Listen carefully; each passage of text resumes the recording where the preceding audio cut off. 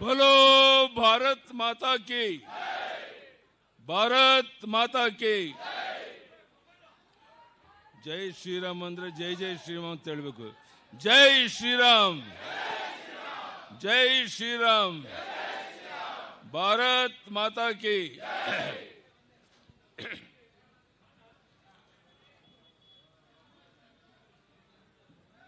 ರಾಜ್ಯದ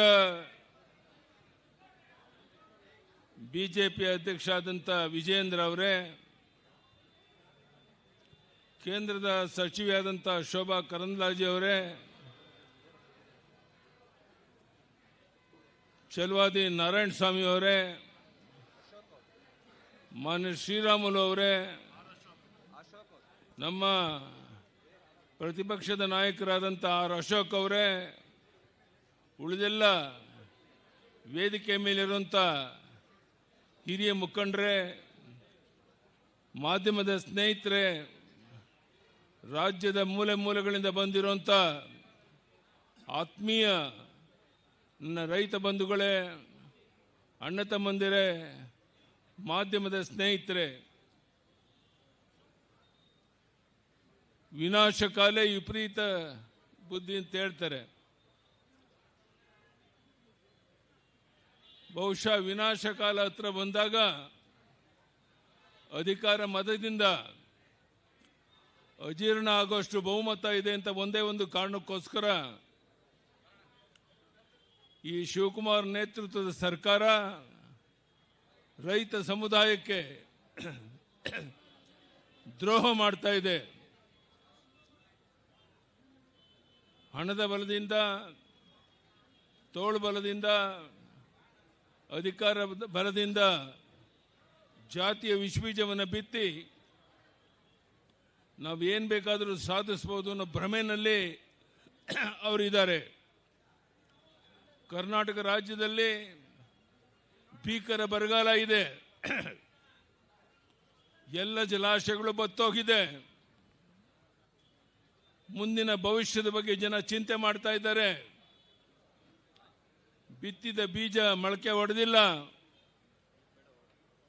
ಕಣ್ಣೀರಲ್ಲಿ ಕೈ ತೊಳಿತಾ ಇರುವಂತ ಈ ಸಂದರ್ಭದಲ್ಲಿ ಈ ರಾಜ್ಯದ ಮುಖ್ಯಮಂತ್ರಿ ಇತರ ಜನ ಎಲ್ಲರೂ ಸೇರಿ ಡೆಲ್ಲಿಗೆ ಹೋಗಿ ಮಂತ್ರಿಮಂಡಲದ ವಿಸ್ತರಣೆ ಬಗ್ಗೆ ಚಿಂತನೆ ನಡೆಸಿದ್ದಾರೆ ಹೊರತು ಯಾವನಾದರೂ ಒಬ್ಬ ಈ ರಾಜ್ಯದ ಜನರ ಸಂಕಷ್ಟವನ್ನು ಕೇಳೋದಕ್ಕೋಸ್ಕರ ಯಾವುದಾದ್ರೂ ಜಿಲ್ಲೆಗೆ ಹೋಗಿ ಜನರನ್ನ ಒಟ್ಟಿಗೆ ಸೇರಿಸಿ ಅವರ ಕಷ್ಟ ಸುಖವನ್ನು ವಿಚಾರಿಸುವಂತ ಪ್ರಾಮಾಣಿಕ ಪ್ರಯತ್ನ ಮಾಡಿಲ್ಲ. ನಾನು ಹೇಳ್ತೇನೆ, ಈ ಶಿವಕುಮಾರ್ ಸರ್ಕಾರಕ್ಕೆ ಏನು ಅಧಿಕಾರ ಮತದಿಂದ ದೊಡ್ಡ ಬಹುಮತ ಇದೆ ಅಂತ ಒಂದೇ ಒಂದು ಕಾರಣಕ್ಕೋಸ್ಕರ ಒಂದು ರೀತಿ ತೊಗಲಕ್ ದರ್ಬಾರನ್ನೇನು ನಡೆಸಕ್ಕೆ ಹೊರಟಿದ್ದೀರಾ. ಬಹುಶಃ ಇದು ಕೊನೆಯ ತುದಿಗೆ ಮುಟ್ತಾ ಇದೆ.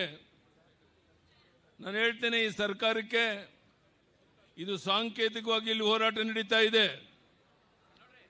ನೀವು ಯಾವ ಜಿಲ್ಲೆಗೆ ಹೇಳಿದ್ರು ಸಹ ನಾನು ಬಂದು ಒಂದು ಅರ್ಧ ದಿವಸ ಇದ್ದು ಜನರ ಸಂಕಷ್ಟಕ್ಕೆ ಸ್ಪಂದಿಸಕ್ಕೆ ಸಿದ್ಧ ಇದ್ದೇನೆ. ನಾವೆಲ್ಲ ಒಟ್ಟಾಗಿ ಸೇರಿ ಈ ಭ್ರಷ್ಟ ಸರ್ಕಾರವನ್ನು ಕಿತ್ತೊಗಿಬೇಕಾಗಿದೆ.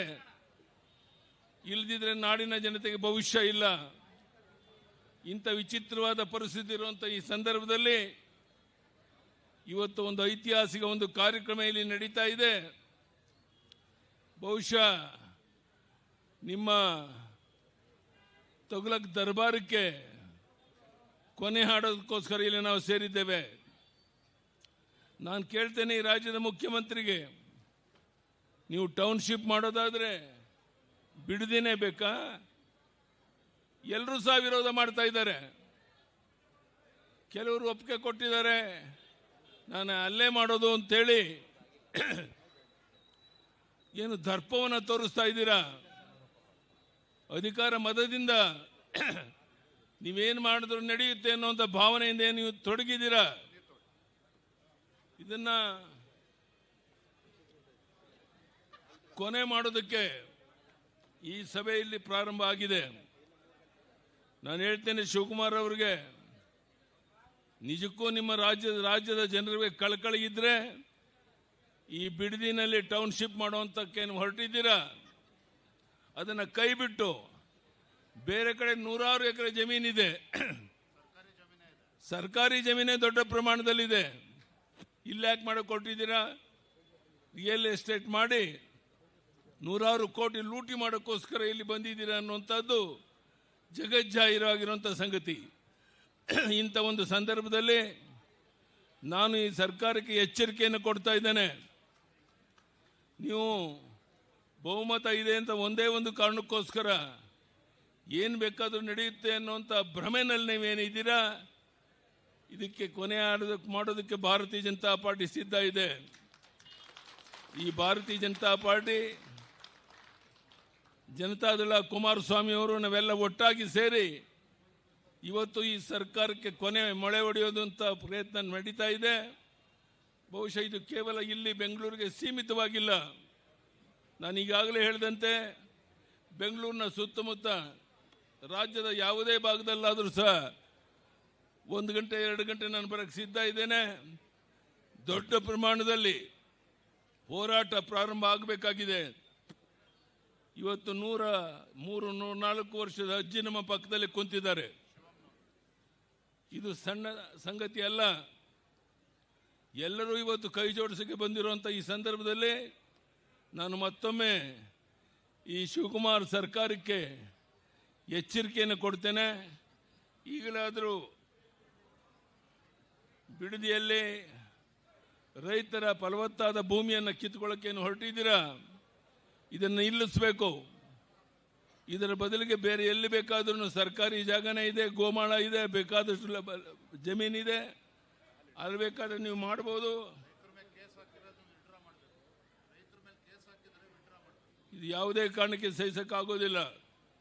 ಮೊನ್ನೆ ನಿಮ್ಮ ಅಧಿಕಾರಿಗಳ ದರ್ಪದಿಂದ ಅಲ್ಲಿ ಹೋದ ಅಧಿಕಾರಿಗಳ ಜೊತೆಗೆ ಏನು ಗೊಂದಲ ಆಗಿದೆ, ಆ ಮಹಿಳೆಯರ ಬಗ್ಗೆ, ರೈತರ ಬಗ್ಗೆ ಕೇಸ್ಗಳನ್ನು ಹಾಕಿದ್ದೀರಾ.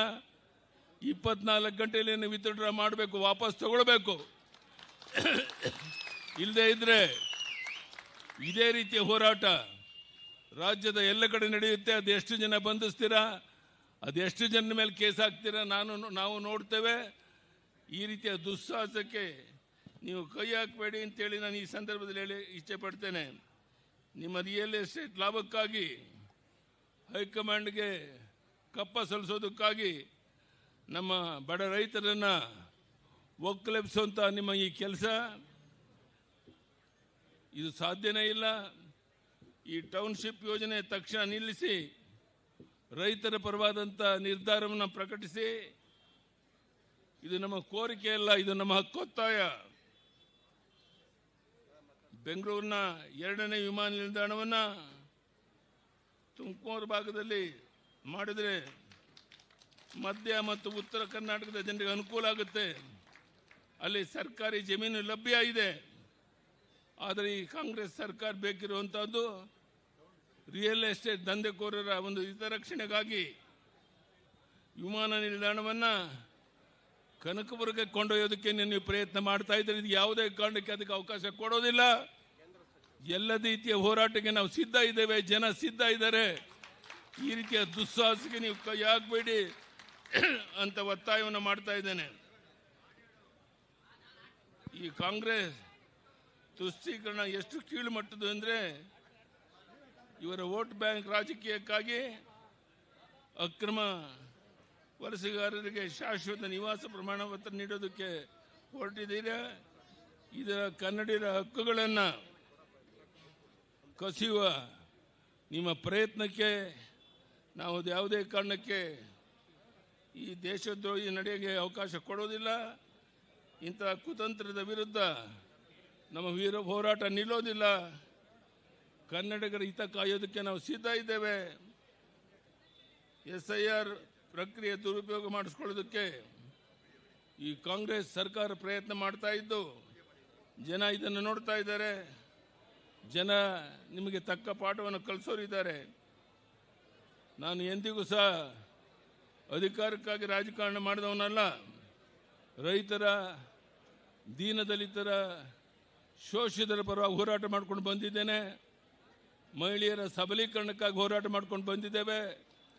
ನಮ್ಮ ಸರ್ಕಾರ ಇದ್ದಾಗ ನಾವು ಕೊಟ್ಟಂಥ ಕಾರ್ಯಕ್ರಮಗಳನ್ನು ಇಂದೂ ಸಹ ಮರೆತಿಲ್ಲ. ನಾವು ಕೊಟ್ಟಂಥ ಭಾಗ್ಯಲಕ್ಷ್ಮಿ ಯೋಜನೆ ಪ್ರತಿಯೊಂದು ಮನೆಯಲ್ಲಿ ನಮ್ಮ ತಾಯಿ ನೆಮ್ಮದಿಯಿಂದ ಬದುಕಕ್ಕೆ ತಂದಿರುವಂಥ ಕಾರ್ಯಕ್ರಮ ಜನ ಇವತ್ತು ಯಾವ ರೀತಿ ಸಂತೋಷ ಪಡ್ತಾ ಇದ್ದಾರೆ ಅನ್ನೋದನ್ನು ಈ ಸರ್ಕಾರ ಅರ್ಥ ಮಾಡ್ಕೋಬೇಕು.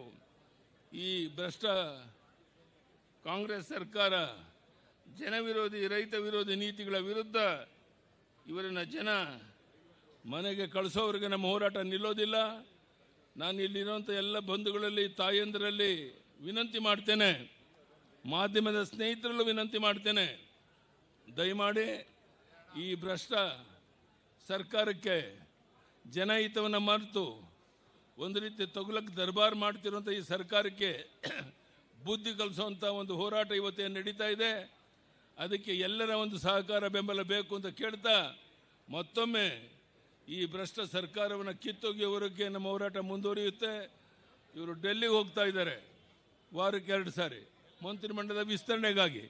ಇಲ್ಲಿ ಬರಗಾಲ ಇದೆ, ಜನ ಸಾಯ್ತಾ ಇದ್ದಾರೆ, ಕೆರೆಕಟ್ಟೆಗಳಲ್ಲಿ ನೀರಿಲ್ಲ, ಕುಡಿಯೋ ನೀರಿನ ಹಾಹಾಕಾರ, ಎಲ್ಲ ಜಲಾಶಯಗಳು ಬತ್ತೋಗಿದ್ದಾವೆ. ಇದರ ಬಗ್ಗೆ ಅವ್ರಿಗೆ ಚಿಂತೆ ಇಲ್ಲ. ಅವ್ರ ಚಿಂತೆ ಇರೋದು ಯಾರು ಮಂತ್ರಿ ಆಗಬೇಕು, ಯಾರು ಅಧಿಕಾರ ಸ್ಥಾನಮಾನ ಗಳಿಸಬೇಕು ಅನ್ನೋದ್ರ ಬಗ್ಗೆ ತಲ್ಲೀನರಾಗಿದ್ದಾರೆ. ಇಂಥ ಭ್ರಷ್ಟ ಸರ್ಕಾರಕ್ಕೆ ಪಾಠವನ್ನು ಕಲಿಸುವಂಥ ಕೆಲಸ ನಾವನ್ನೆಲ್ಲ ಸೇರಿ ಮಾಡಬೇಕಾಗಿದೆ. ಆ ಕೆಲಸದಲ್ಲಿ ನೀವೆಲ್ಲ ತೊಡಗಬೇಕು ಅಂತ ವಿನಂತಿ ಮಾಡ್ತಾ ಮತ್ತೊಮ್ಮೆ ಇವತ್ತು ಕೇಂದ್ರದಲ್ಲಿ ನರೇಂದ್ರ ಮೋದಿಜಿಯವರ ಸರ್ಕಾರ ಇಡೀ ವಿಶ್ವವೇ ಮೆಚ್ಚುವಂಥ ಒಂದು ಒಳ್ಳೆಯ ಆಡಳಿತವನ್ನು ಕೊಡ್ತಾ ಇರಬೇಕಾದ್ರೆ ಅವರಿಗೆ ಸರಿಸಮಾನಂಥ ವ್ಯಕ್ತಿ ಈ ದೇಶದಲ್ಲಿ ಯಾರೂ ಇಲ್ಲ ಅನ್ನೋದು ನಿಮಗೂ ಗೊತ್ತಿರುವಂಥ ಸಂಗತಿ. ಪ್ರಧಾನಿ ನರೇಂದ್ರ ಮೋದಿಯವರ ನೇತೃತ್ವದಲ್ಲಿ ಭಾರತೀಯ ಜನತಾ ಪಾರ್ಟಿಯನ್ನು ಕರ್ನಾಟಕದಲ್ಲಿ ಬಲಪಡಿಸಬೇಕಾಗಿದೆ. ಈ ಭ್ರಷ್ಟ ಸರ್ಕಾರವನ್ನು ಕಿತ್ತೊಗೆಯಬೇಕಾಗಿದೆ. ಅದಕ್ಕೆ ನೀವೆಲ್ಲ ಒಟ್ಟಾಗಿ ಸೇರಿ ಹೋರಾಟದಲ್ಲಿ ತೊಡಗೋಣ ಅಂತ ಹೇಳ್ತಾ, ಭಾಳ ದೊಡ್ಡ ಪ್ರಮಾಣದಲ್ಲಿ ಮಹಿಳೆಯರು ನಮ್ಮ ತಾಯಂದಿರು ಬಂದಿದ್ದೀರಾ, ವಯಸ್ಸಾದ ನಮ್ಮ ಅಜ್ಜಿ ಸಾಯಲು ಕುಂತಿದ್ದಾರೆ. ನಿಮ್ಮೆಲ್ಲರ ಸಹಕಾರದಿಂದ ಕರ್ನಾಟಕದಲ್ಲಿ ಒಂದು ಬದಲಾವಣೆಯನ್ನು ತರೋಣ ಅಂತ ಹೇಳ್ತಾ ಮತ್ತೊಮ್ಮೆ ತಮ್ಮೆಲ್ಲರಿಗೂ ವಂದಿಸಿ ನನ್ನ ಮಾತನ್ನು ಮುಗಿಸ್ತೇನೆ. ಧನ್ಯವಾದಗಳು. ಬಲೋ ಭಾರತ್ ಮಾತಾ ಕಿ, ಭಾರತೀಯ ಜನತಾ ಪಾರ್ಟಿಗೆ ಜೈ ಶ್ರೀರಾಮ್, ಜೈ ಶ್ರೀರಾಮ್. ಭಾರತ್ ಮಾತಾ ಕಿ. ಯಡಿಯೂರಪ್ಪನವರಿಗೆ